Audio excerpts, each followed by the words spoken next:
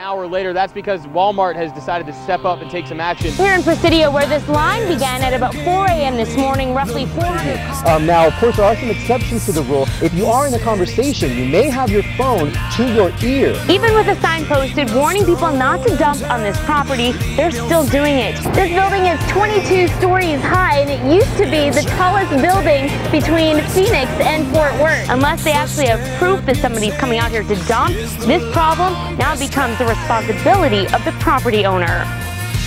If today was your last day, tomorrow was too late, could you say goodbye to yesterday?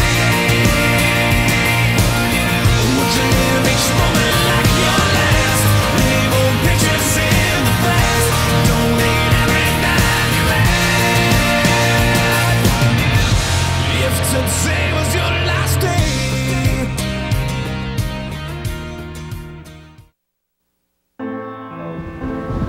In order to keep them having to pay to dispose of it, this is their alternative. It's frightening because we're afraid to allow our children to play out. Well, I assumed everybody was okay.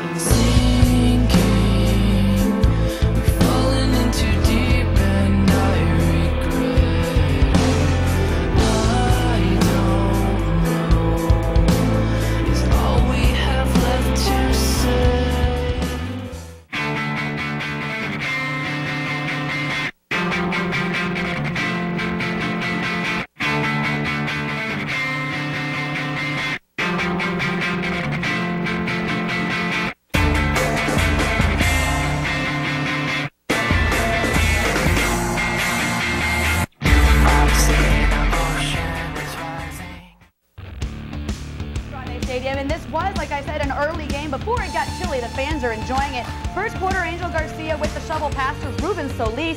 Solis makes a few Rebels miss, and he's in the end zone for the first points of the game. 7-0 Rams. The Rebels can't get anything going, so Rams with the ball back. Garcia airs it out to Chris Kangor. He finally gets wrestled down after a while. The Rams can't get into the end zone, so they kick the field goal to go up 10. Ball for you as Balmoral tried to take down 13th ranked Welch, Dawson, and Garden City. Start this off and watch this. Justin Ramos would put on a show. He gets the snap, pitches to Aldo Navarrete. He bounces off several tacklers and goes in. Balmoral up 8-6. This one was a track meet, folks. Dawson County would then come back. It's going to be Nick Garcia who's going to get the snap. He pitches to Seth Meghan. He's going to pass back to Garcia, who goes in for the score. 12-8 Dawson County. A little later on, Balmoral's turn. Same thing. Justin Ramos to Aldo Navarrete. Back to Ramos on the pass. He's going to take it in for the score. 20-18 Bears. I want to show you this last play because with 5 seconds left.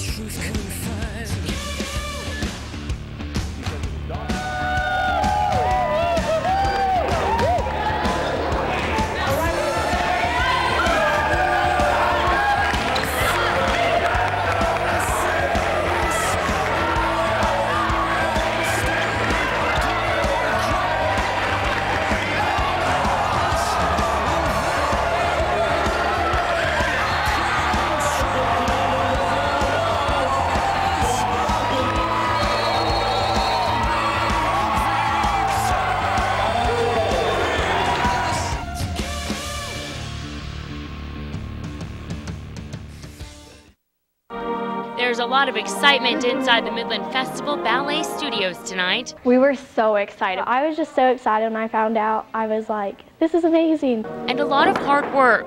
These young men and women are just days away from their annual performance of the Nutcracker. But this year's Holiday Classic is being moved from Midland Lee High School's auditorium to a much larger stage. We weren't quite sure when it was going to open and who was going to be in there, and it was kind of this teeter-totter back and forth of what was going to happen. And it did happen. These youngsters will be performing at the Wagner Noel Performing Arts Center. We're used to performing in a much smaller venue, and it's different. Different in a big way. The stage has now upped the ante for the scale of their entire production. We have more people in the cast than we've ever had before. We're having more musicians than ever before. It seats more people. It's a bigger theater. And for 13-year-old Hannah Pierce, her dream of becoming a professional dancer has a very grand start. I never thought I'd be able to be performing on a stage that big at such a young age. We're all just wanting to put even more work into it so it looks good, and so the public really likes it too.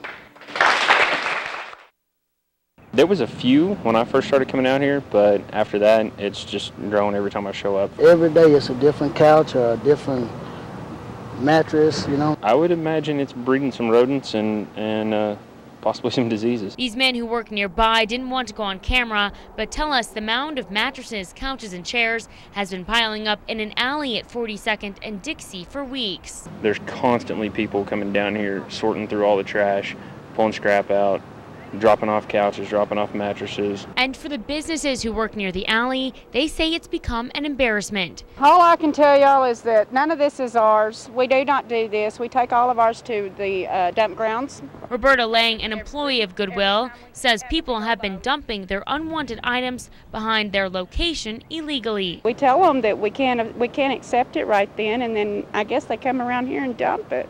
Soon it catches on, and one mattress becomes 2, then 3, and the problem explodes into this. The hidden area behind a charity has made for an almost perfect location to get away with illegal dumping. Even with a sign posted warning people not to dump on this property, they're still doing it. There's dirty mattresses, burnt couches, old furniture piled up here. Now, according to the city, unless they actually have proof that somebody's coming out here to dump, this problem now becomes the responsibility of the property owner.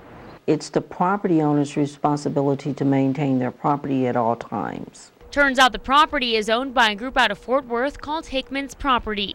We could not get a hold of the business tonight, but Goodwill tells us the company is working with the city to get the area cleaned up. Just imagine if a tourist come through here and saw that. They wouldn't like that. I know I wouldn't like it.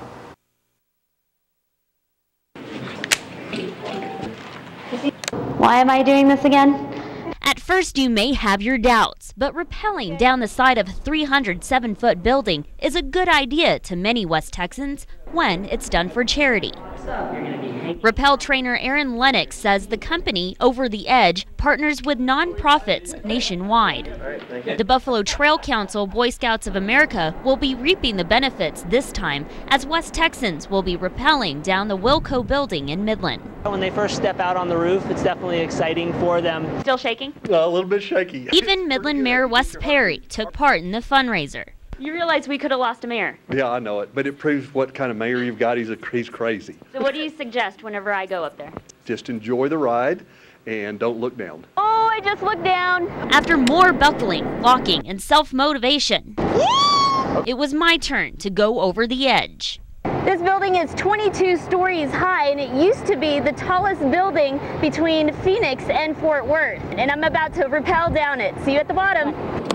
And after the initial scare, the ride down was breathtaking. I wish you can see my view right now. Like many obstacles, the hardest part is the first step. All right, you're on your way. In Midland, Jennifer Samp, CBS 7 News.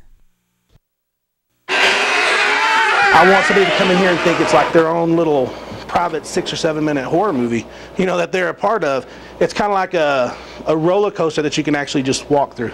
But many of the patrons who come through Bloody Bill's DEFCON 1 aren't exactly walking through. In 14 years here, I could honestly say I've probably seen about 40 or 50, wet pants and stuff before. Billy Pond, creator and owner of DEFCON 1 and the Circus of the Dead Murder Maze, has been at this for 14 Halloweens. I wanted something that was going to last and stay and be a tradition, His Halloween thrills have not only become a staple of the season, but a long-standing tradition in West Texas. DEFCON 1 is a simple concept. This is a military base where zombies are running rampant. But it's not so simple to get through a maze in the dark with these guys chasing you. I'm going to give you some really cool eye candy to look at. And then hopefully if I can get your attention one way, then all of a sudden someone's going to come out from behind you the other way. And that's what my whole theory is. What are people going to get when they come out here? They're going to get scared, period. I didn't wet my pants, but I was running pretty fast. I have not personally been to this one, but I've been to many, and I have to say this is one of the best ones I've been to. You're next! I feel like they really like what we do here. We give them the real experience. Reporting for CBS 7 News, Shelley Childers.